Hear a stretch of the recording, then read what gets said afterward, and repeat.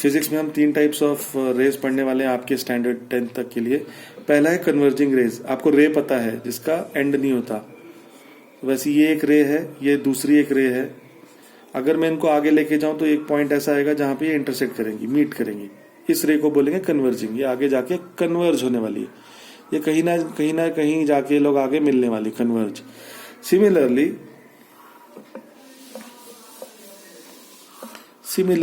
एक हो गई कन्वर्जिंग रे। सिमिलरली ये एक रे है, ये एक रे है।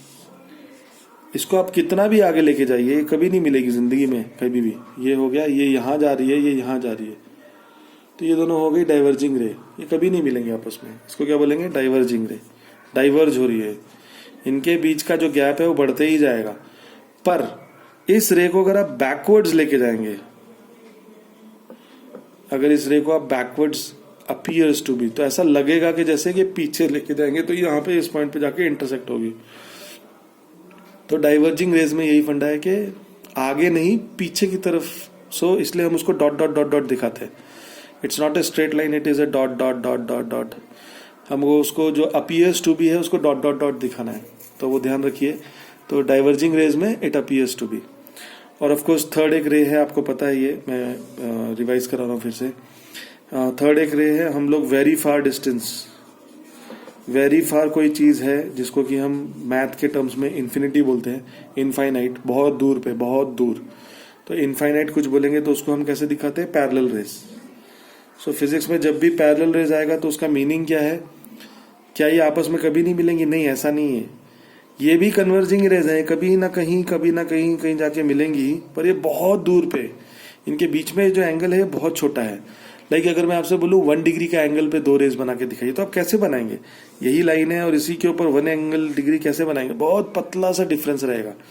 So for all practical purposes, जब बहुत दूर का कुछ चीज होती है तो हम उसको बोलते हैं पैरेलल रेज। और इसके पीछे मैंने आपको थ्योरीज एक बार समझाई थी। कभी कभी हम लोग स्काई में, कभी समझिए एरोप्लेन को देखते हैं ऐसा। तो जब हम लोग यहां से नीचे से एरोप्लेन देख रहे हैं तो हमें क्लियरली समझ में आता है ये इसका टेल पार्ट है, ये इसका हेड पार्ट है, कॉकपिट है, ये टेल है, ये विंग्स हैं। पर जब आप यहां से धरती से आकाश में उड़ते हुए एरोप्लेन को देखते हैं और किसी को बोलते हैं वो देखो वो एरोप्लेन, तो वो उंगली से जब हम बोलते हैं ना वो देखो वो एरोप्लेन, तो हमको उसको वो देखो उसका हेड और वो देखो उसका टेल नहीं हो पाता है, क्योंकि वो ऑलरेडी हमसे इतना दूर पे है कि उसका क्या हेड क्या टेल, वो जस्ट एक बेसिकली हम एक पैरेलल रेस की तरह ही समझ सकते हैं उसको।